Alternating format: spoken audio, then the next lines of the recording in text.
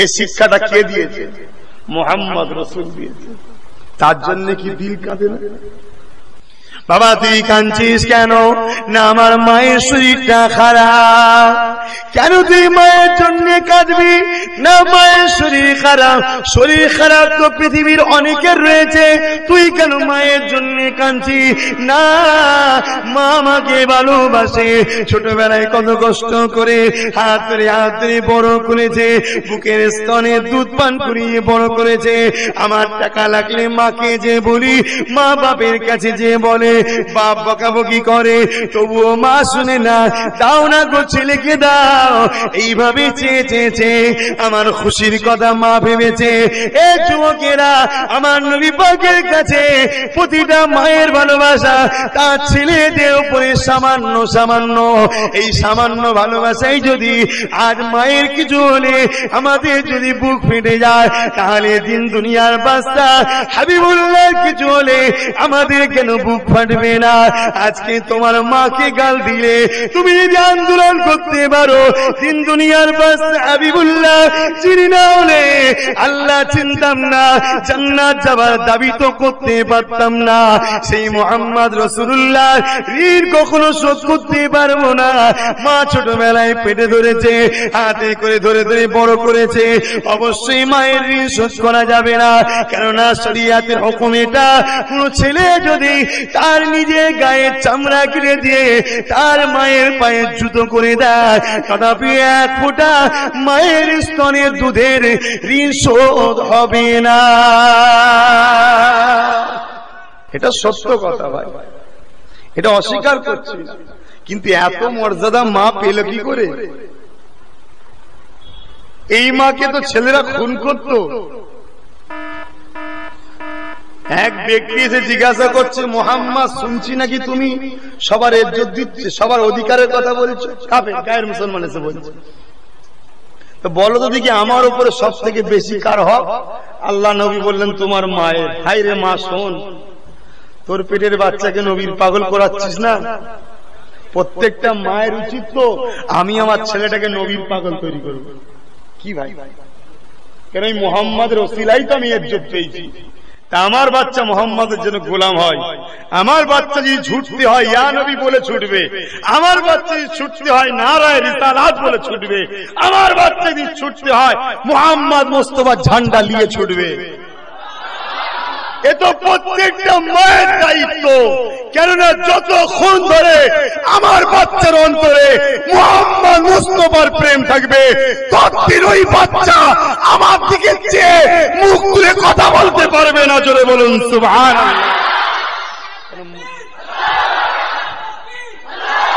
কেন মুহাম্মাদের প্রেমিক কখনো মাকে কষ্ট দিতে পৃথিবীতে একটা ইতিহাস দেখাও, একটা দেখাও নবী মুহাম্মদকে ভালোবাসে আর সে মাকে কষ্ট দিয়েছে।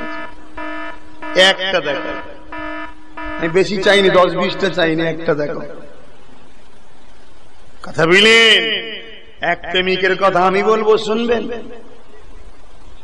হযরত আলী আর হযরত উসমান হুজুর জামালে জুব্বা নিয়ে হাজির হয়েছে ওয়াইস কারনির কাছে। আপনি কি ওয়াইস কারনি? হুজুর বলছে আপনাদের পরিচয় কি? বলছে আমি শেরে খোদা আলী হযরত ফারুক আজম উমর। হযরত ওয়াইস কারনি দাঁড়িয়ে গেলেন, দাঁড়িয়ে গিয়ে সালাম দিলেন। কেন বসে সালাম দেওয়া যেত না? দাঁড়িয়ে সালাম দিল কেন? এই একটা দাঁড়িয়ে সালাম দেওয়ার দলিল শোনেন। কথা বুঝছেন না? কথাটা এসে গেলে তাই বলবেন। দলিল প্রচুর আছে, দাঁড়াবার প্রচুর দলিল আছে। যারা দাঁড়াতে নিষেধ করছে, একটা দলিল দেখাতে পারলে আমি কান কেটে একটা তার হাতে দেবো। একটা যদি দেখাতে পারে নবীকে দাঁড়িয়ে সালাম দিতে নবী নিষেধ করেছে বা কোন সাহাবারা নিষেধ করেছে, একটা দেখালে আমি কানটা কেটে তার হাতে দেবো। কথা বুঝছেন না? বলছেন আপনারা আম মানুষ, তো আপনারা আম মানুষ, আপনাদের ঘরে বোঝাই নামাজের মতো নবী দাঁড়াতে নিষেধ করেছে। এই হাদিসটা আপনাদের ঘরে শুনিয়ে এই তো নবী দাঁড়াতে নিষেধ করেছে। নবী বলেছে আজামিদের মতো দাঁড়াওনি, বলছে এই তো নবী দাঁড়াতে নিষেধ করেছে। আবু হুরায়রাকে রাসূল বলে, হুরায়রা বসো বসো, কেন দাঁড়াচ্ছ? ওই তো নবী দাঁড়াতে নিষেধ করেছে। ভাই স্থান কাল পরিবর্তন বোঝেন না? আমার দলিলে যে আপনি বসে আছেন, আমার ঘর তো নাকি ওটা? আমি ঢুকবো বেরোবো তো নাকি? আপনি 10 দিন আমার বাড়িতে থাকবেন বলে গেছেন, দলিজে বসে আছেন, দলিজেই বসে থাকতে হবে, ওইটাই থাকার জায়গা, ওটাই শোয়ার জায়গা, ওইটাই আপনার জায়গা। আর আমি 10 দিনের মধ্যে কত শোবার বেরোবার ঢুকবো ভাই, ঠিক আছে? আপনি কত শোবার উঠবেন, কষ্ট হবে না? ওই স্থানকাল পরিবর্তন দেখে রসুল পার্থক্য রেখে রসুল বোঝায়, বাবা আমি ঘরতে ঢুকবো বেরোবো, তোমরা বারবার উঠা বসা করবে, কষ্ট হবে না তোমাদের? বসো। এটা নবীর পক্ষে সহানুভূতি। আর তোমার বিবেক কি বলছে? আমি বলবো নাকি পা পেরিয়ে দেবো, সালাম কর সালাম কর সালাম কর বলবো? তুমি করতে এসছো, আমি বলি থাক থাক থাক থাক, এটা আমার সহানুভূতি। আর তুমি ছাত্র, তুমি উস্তাদের পায়ে হাত সারা, এটা তোমার সহানুভূতি। আমি কথা বুঝছেন না, বোঝেন না? বাড়িওয়ালার বাড়িতে খেতে গেছেন, বাড়িওয়ালা দিচ্ছে, আপনি কি বলবেন? দেন, মানুষ হচ্ছে নেই, থাক থাক থাক, লাগবে না, কিন্তু বাড়িওয়ালা দিলে যাই কোথায়? আমার কথা বুঝবেন ভাই, আমি ঝগড়া করতেছি না, আপনাদের বুঝাতে। হযরতে ওয়াইস করনী হুজুর উঠে দাঁড়িয়ে সালাম দিলেন, দেবার পরে বলছে এটা আল্লাহর নবী দিয়েছেন। লিয়ে জুব্বাটা লিয়ে কাঁদছে, চোখের পানি ফেলে কাঁদছে, যে অনেক বড় কথা। হুজুর বললেন, বাবা ওমর ফারুক আর হযরত আলীকে বলে, হুজুর আপনারা বিয়াদবি নেবেন না, একটু দাঁড়ান আমি আসছি। রসুল বলেছিল ওয়াইস কারনীকে বলবে আমার উম্মতদের জন্য যেন সুপারিশ করে, আমার উম্মতদের জন্য সুপারিশ করে। ওয়াইস কারনীকে রসুল সুপারিশ করতে বলছে।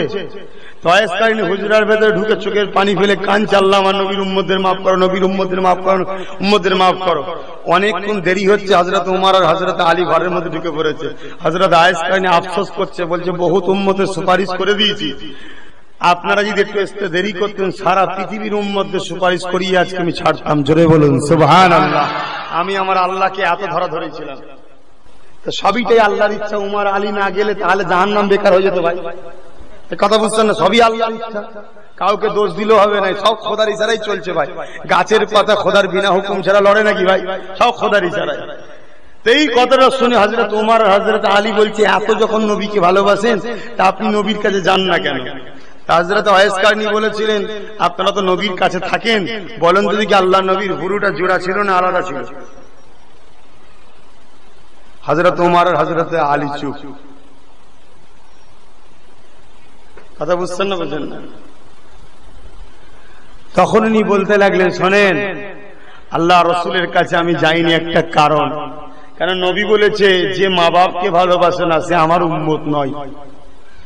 আমি যখন নবীর উম্মত দাবি করবো তাহলে মাকে ভালোবাসতে হবে। আমার একটা বৃদ্ধা মা আছে, তাকে সেবা করতে হয়, আমি ছাড়া তার কেউ নেই।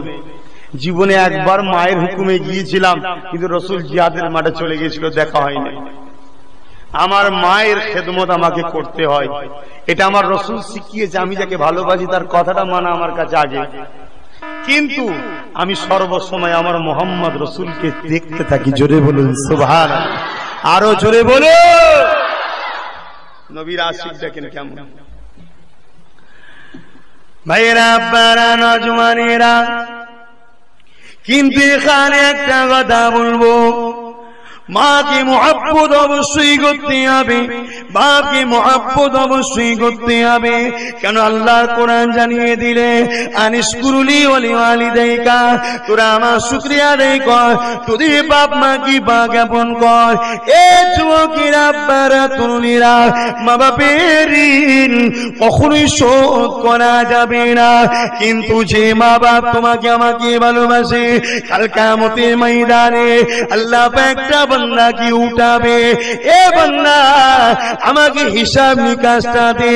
ওই বান্দা হিসাব নিকাশ দিতে লাগবে, দিতে দিতে দেখা যাবে একটা মাত্র নেকি কমে গেছে। এ যুবকেরা, আল্লাহর রাস্তায় বলে দিয়ে যায়, মন দিয়ে শোনো, সময়টাকে বেকার নষ্ট করো না, ঈমানটা বাঁচিয়ে দাও। ঈমান যদি নিয়ে কবরে যেতে পারো, আমি পীরজাদার মুখ দিয়ে বেরোচ্ছে কথাটা কিন্তু আমার নয়, কথাটা হলো আল্লাহ পাকের কোরআন। ফামাই আমাল মিসকালা যাররাতিন খায়রান ইয়ারা, সামান্য পরিমাণ যদি কেউ নেক কাজ করে তার প্রতিদিন আল্লাহ পাক কিয়ামতের দিন দেবে। ঈমান ছাড়া নামাজটা নেক কাজ নয়, ঈমান ছাড়া রোজাটা নেক কাজ নয়, ঈমান ছাড়া দাড়ি রাখাটা নেক কাজ নয়, ঈমান ছাড়া টুপি পরাটা নেক কাজ নয়, নয়, ঈমান ছাড়া দান খায়রাত করাটা নেক কাজ নয়। যদি কোনো নেক কাজ হয় তার প্রতিদান আল্লাহ দেবে, ওয়াদা করেছে।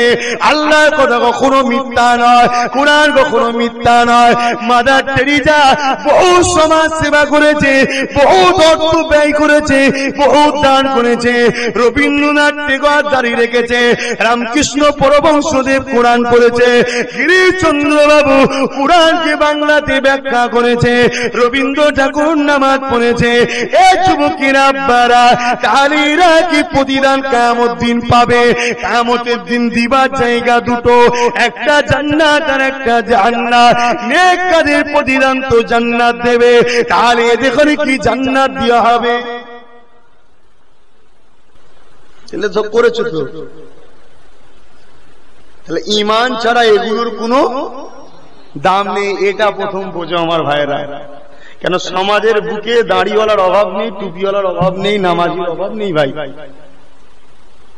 কথা বুঝলেন?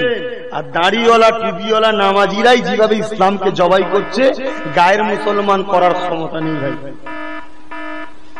আজকে একজন কোন পাগল বলল আজানে নাকি ডিস্টার্ব হচ্ছে, আমি নাম বলবো না। কেন নাম বলবো না? ওই সব ছাগলকে বাজারে আমি হাইলাইট করতে চাই না, কথা বুঝছেন না? বোঝেন?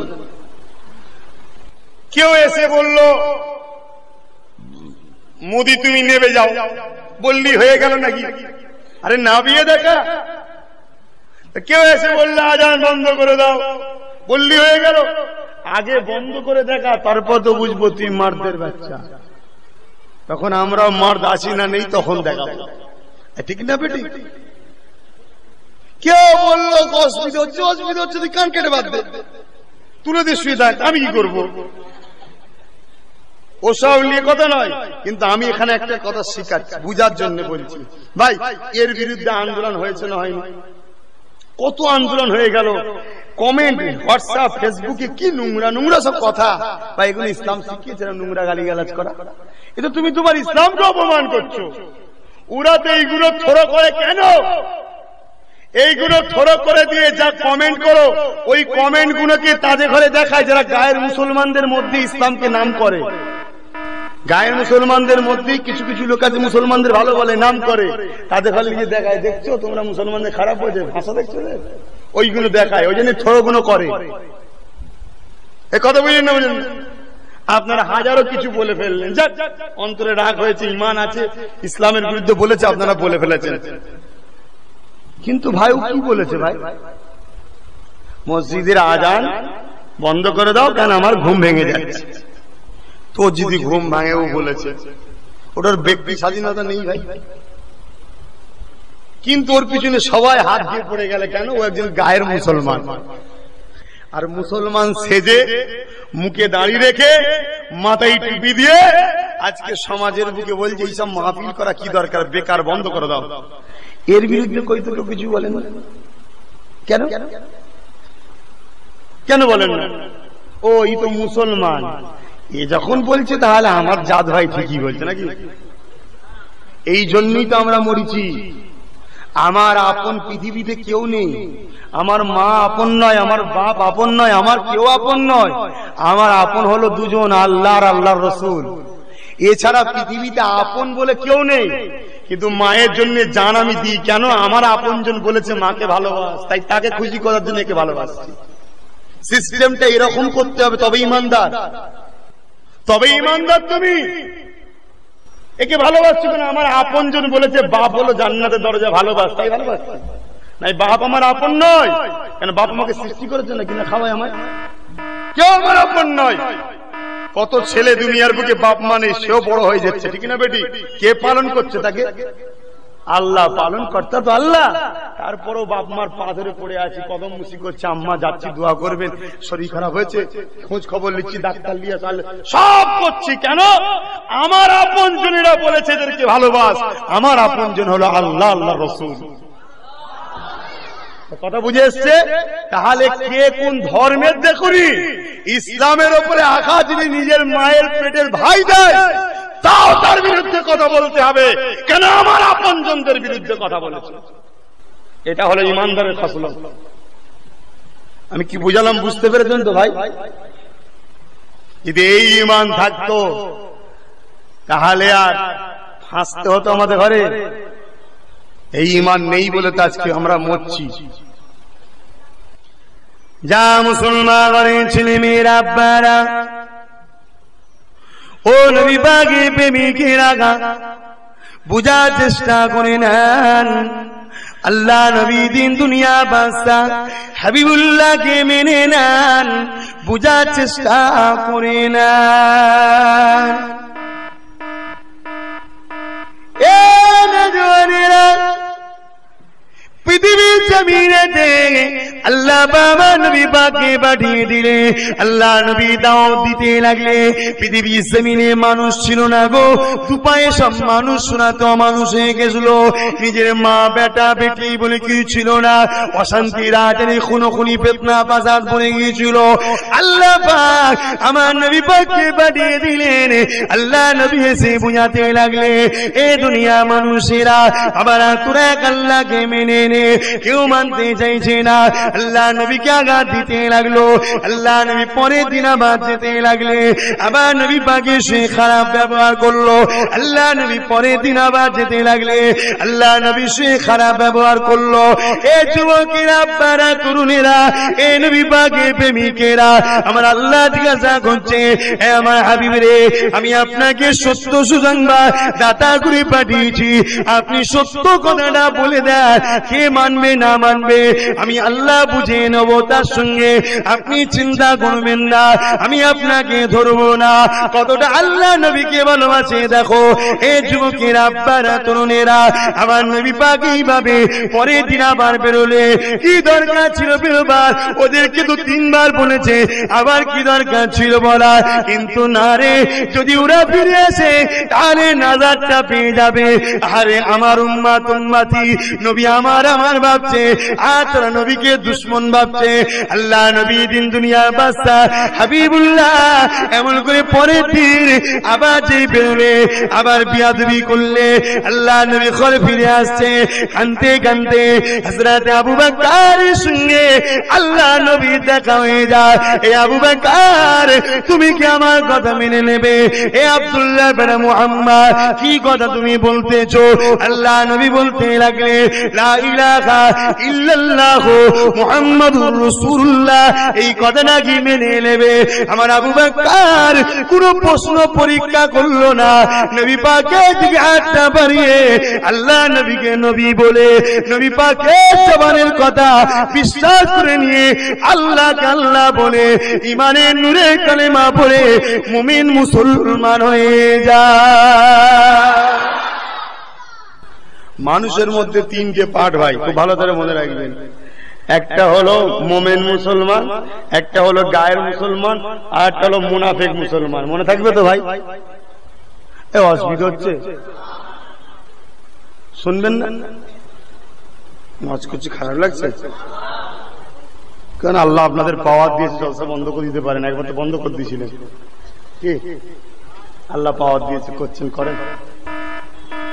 গোলাম মালিকের কাছে বিচার দিয়েছি, মালিক যেটা তার মালিকের কাছে দেবে, কি হয় দেখি। কথা বুঝছেন না? বুঝলেন ভাইরা আমার? আমার কথা শুনছেন না? তারপরে যাচ্ছে তার জেনারেটর মিস্ত্রি কে আছে, যাও ওখানে করে তার ফল্ট হয়ে গেছে, বলছে যাও। লড়ালড়ি গুদি করে কি লাভ? ছুটে বাঁচা যায় না, বা ছুটে বাঁচা যায় না। যদি ছুটে বাঁচা যেত না, তাহলে আমি ঘরে ঢুকেই বসে থাকতাম, বাইরে বেরোতেন। বাঁচার শখ আমারও আছে, ঠিক না বেটি? ছুটে বাঁচা যায়, চেষ্টা করে বাঁচা যায়, কোনো কিছুতেই বাঁচা যায় না। কেসমতে বাঁচা যায়, কেসমতি দিয়ে আল্লাহ বেঁচিয়ে রাখে, যতদিন থাকবে। ওসালে চিন্তা করেননি? এই গত 1 সপ্তাহ আগে একটা জলসা হচ্ছিল, সেই দিন থেকে আমার একটু শরীরটাও খারাপ, ভিজে গেছিলাম, প্রায় 1.5 ঘন্টা ভিজে ভিজে জলসা করেছি। পুরো সব প্যান্ডেল ফ্যান্ডেল ভিজি কুদি হয়ে যাচ্ছে, কেউ লড়ে না। আমি পালা ভেঙে ঘাড়ে পড়ে যাবে, মরে যাবো জলসা শুনবো। কথা বুঝলেন না? ওইটাই হলো ঈমান। আরে কিসমতে যেটা আছে সেটা হবে, অত চিন্তা কিসের? তো ভাইরা আমার, আমি কি কথা বলছিলাম? হযরত সিদ্দিক আকবর আমার রাসূলুল্লাহর হাতে হাত দিয়ে ঈমানের কালেমা পড়ে মুসলমান হলেন। জোরে বলুন সুবহানাল্লাহ। অর্থাৎ মুমিন মুসলমান হলেন। কি মুসলমান? মুমিন মুসলমান। শুধু মুসলমান আর মুমিন মুসলমান এক নয় ভাই। অনেকে আবার বলে মুসলমান মুসলমান আবার আলাদা কেন? ভাই আপনার খবরিতে ঢুকবে না, আপনি কোরআনের গভীরে আছেন, খবরিতে ঢুকবে। কারণ মুমিন মুসলমান তাকে বলা হয় যে নিজের জানের থেকে আল্লাহ রসুলকে রসুল বলে চিনে ভালোবাসে, সে হলো মুমিন মুসলমান। আর দাঁড়িয়ে রেখেছে মাথায় টিউব হয়ে নামাজ পড়ছে, রোজা রাখছে, শুধু মুসলমান। এই কথা বুঝছেন না? বোঝেন না? আর ওইটা করে নামাজ রোজা হজ যাকাত করে ঈমান নিয়ে, সে হলো মুমিন মুসলমান। হযরতে আলীকে যারা শহীদ করেছে তারা কি ভাই? সে মুসলমান ছিল, কিন্তু এটা মুনাফিক মুসলমান। তো ভাইরা আমার রাসূল পাক সাল্লাল্লাহু আলাইহি ওয়াসাল্লামকে মেনে নিলেন হযরত সিদ্দিক আকবর। কিন্তু আমি একটা কথা বলতে গিয়ে চলে গেছি অন্যদিকে। কি মনে আছে তো? মায়ের জন্য কাঁদেন কেন? মা আমায় ভালোবাসে তাই আমি মাকে ভালোবাসি, ঠিক না বেটি? আরে মায়ের থেকেও বেশি ভালো মুহাম্মদ রাসূল বাসে তোমাকে আমাকে। জোরে বলুন সুবহানাল্লাহ, ঠিক না বেটি? আল্লাহ বাগামতি দিনেতে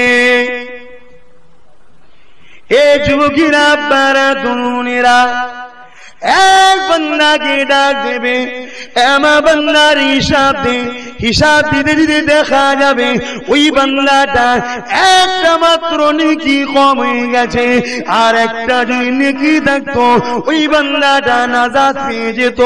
আমার আল্লাহ পাক ওই সময় বলতে লাগবে, এ আমার বান্দারে, তোর যদি আর একটা নেকি থাকতো তুই নাজাতটা পেয়ে যেতি। বান্দা যা জাহান্নামে চলে যা। বান্দা বলতে লাগবে, আল্লাহ আল্লাহ পাক আমাকে যদি একটা কথা বলার ইজাজত দেন আমি একটু ওখানে বলবো। এ বান্দা কি বলবি বল? ওই সময় বান্দা কি বলবে? আল্লাহ জানে না, এটা তো ঘটবে, ঘটবে। নবীকে জানিয়েছে, নবী আমাদের জানিয়েছে, কার সঙ্গে ঘটবে কেউ জানে না। এমন তো হতে পারে তোমার আমার মধ্যে যারা বসে আছে এদের মধ্যে থেকে কারো মধ্যে ঘটতে পারে। ওই বান্দাটা বলতে লাগবে, ও রব্বি আল্লাহ পাক, একটা নেকি তো ব্যাপার, আপনি আমাকে একটুখানি যদি পারমিশন দেন, এই ময়দানে মাশরেতে আমার আম্মা জান আছে, আমার আব্বা জান আছে, আমার ভাই আছে, আমার বোন আছে, আমার স্ত্রী আছে, আমার মেয়ে আছে, আমার বন্ধু আছে, আমার অনেক মুলি সাহেব রয়েছে যাদের সঙ্গে উঠা বাসা করেছি, অনেক রয়েছে। আল্লাহ পাক একটা নেকির তো ব্যাপার, যে মা কত ভালোবেসেছে, একটা নেকির ব্যাপার যদি বলেন একটুখানি যাব। আল্লাহ পাক বললেন, বান্দারে এটা ময়দানে মাশর, এখানে কেউ কারো নয়, কেউ কারো। যা বলছি যখন যা। ছেলেটা এসে বলছে, মা তোমার বাচ্চা আমি 10 মাস 10 দিন গর্ভে রেখেছিলে, কত যন্ত্রণা, কত ব্যথা, রাতকে রাত তুমি আমার জন্য কেঁদেছো, শরীর খারাপ হয়েছে, তুমি কান চাল্লা আমার বাচ্চাকে ভালো করতে। কি গো মায়েরা করে তো নাকি? করে তো নাকি? আস্তে আস্তে মহব্বত কমে যাচ্ছে, কারণ ইসলাম চলে যাচ্ছে। ইসলাম চলে যাচ্ছে, কি করে যাবে? ইসলাম থাকলে তবে তো মা বাপের ছেলেদের উপর মহব্বত থাকবে। কারণ ইসলাম মানেই তো ছেলেদের উপর মহব্বত করার নাম ইসলাম। ইসলাম সরে যাচ্ছে, নকল চলে আসছে, ইহুদি খ্রিস্টানদের ইসলাম চলে আসছে। যেমন আইএস ইহুদি খ্রিস্টানদের তৈরি করা। কথা বুঝছেন? তো মাকে যে বলছে, মা একটা যদি নেকি দাও তোমার বাচ্চা জাহান্নামের আগুন থেকে বেঁচে যাবে, দুনিয়ায় একটু কষ্ট হলে তুমি কাঁদতে, আজকে তোমার বাচ্চা একটা নেকির জন্য। মা কি বলবে? একটাই উত্তর দেবে, কে বাবা? তোকে আমি চিনি না, মানে চিনো না, চিনার ভান করে বলবে জানি না, যা বাবা, নফসি নফসি নফসি, আমার কি হবে? কিন্তু ওই মাঠেতেই একটা ব্যক্তি বলবে, ইয়া রাব্বি হাবলি ইয়া উম্মতি ইয়া উম্মতি, আল্লাহ আমার উম্মতদের কি হবে? জোরে বলুন সুবহানাল্লাহ। মায়ের জন্য যদি লড়াই হতে পারে, নবীর জন্য হবে না কেন? বাপের জন্য যদি লড়াই হতে পারে, নবীর জন্য হবে না কেন? একটা সাইকেল দিয়া 2 কিলো গম দিয়া নেতা নেত্রী যদি লড়াই হতে পারে, রাসূলুল্লাহর জন্য কেন হবে না? আমি এটাই যুবকদের বুঝিয়েছি, বাবা ওটো ওটো, আর ঘুমোবার সময় নেই। দাঁড়িয়ে প্যান্সার পরে টিভি দেখেছো, গান শুনেছো, হাজারো অন্যায় করেছো অন্যায় করেছো, কিন্তু তোমার অন্যায়, তোমার পাপ আমার আল্লাহর রহমতের কাছে ছোট, একটুখানি। কত পাপ করেছি। নিজের মেয়েকে জেলতো কবরে দিয়েছো নাকি আপনারা? মায়ের সঙ্গে জেনা করেছো, এত বড় বড় পাপ করার পরও যখন তওবা করে নবীকে প্রেম করেছে, আল্লাহ সব মাফ করে দিয়েছে। জোরে বলুন সুবহানাল্লাহ। অন্যায় মানুষ মাত্র হয়ে গেছে, যখন ভালো হতে চেয়ে যাদের মাফ করে দেয়। এক কথা বুঝছেন না, বোঝেন না? আজকে সেই মোহাম্মদ মুস্তাফা, অন্যজন না, সেই মোহাম্মদ মুস্তাফাকে ভালোবাসার আমি ডাক দিয়েছি, আসো। আজকে সেই নবীকে মিটাবার জন্য কিছু ওহাবি বেরিয়েছে, আহলে হাদিস বেরিয়েছে, জামাত ইসলাম বেরিয়েছে, 600 তাবলীগ জামাত বেরিয়েছে। এইবারে এই ভুল বলে যাচ্ছে কোথায়? সেই নবীকে বড় ভাইয়ের মতো বলছে, সেই নবীকে আমাদের মতো মানুষ বলছে, সেই নবীকে মরে গেছে বলছে, সেই নবীকে সাবাত করতে পারবে না বলছে, সেই নবী মাটির তৈরি বলছে। তাহলে তার বিরুদ্ধে বলছে আর আজকে আমরা চুপ থাকবো? এটা ভালোবাসা? এই জন্যই তো আব্বাস সিদ্দিকী বলেছে, আসো বুঝতে শেখো, দাঁড়ি দেখে ছুটুনি, টুপি দেখে ছুটুনি, নামাজ দেখে ছুটুনি, দেখো কি বলতে চাইছে, আকীদাটা দেখো।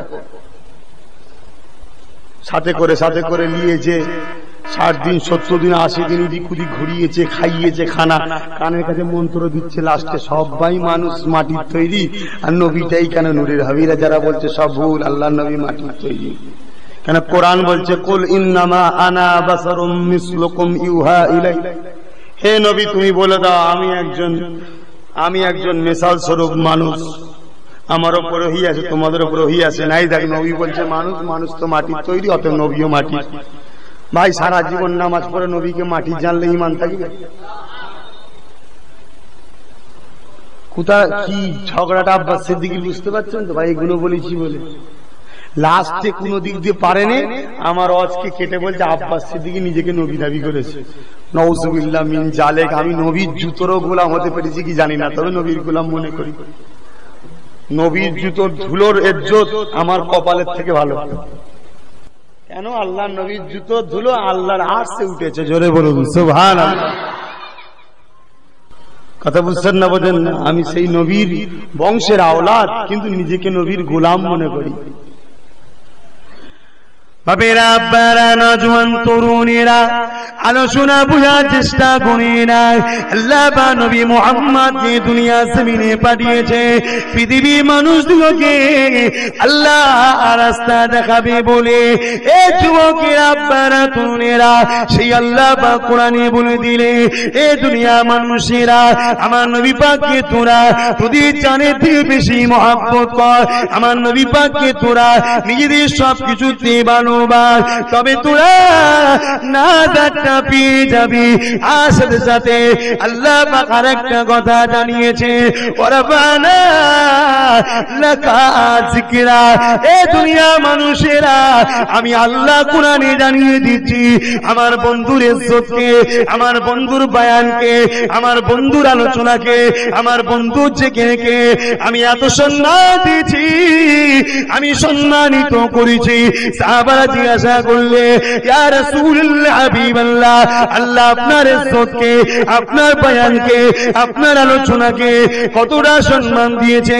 আল্লাহ নবী বলে দিলেন, এ বাবা সাহাবারা, আমার আলোচনাকে আল্লাহ পাক নিজের আলোচনার সঙ্গে শামিল করে দিয়েছে। যে নবী পাকের আলোচনার মর্যাদা এত করেছে, সেই নবী পাকের মর্যাদা আল্লাহ দিয়েছে না দেয়নি?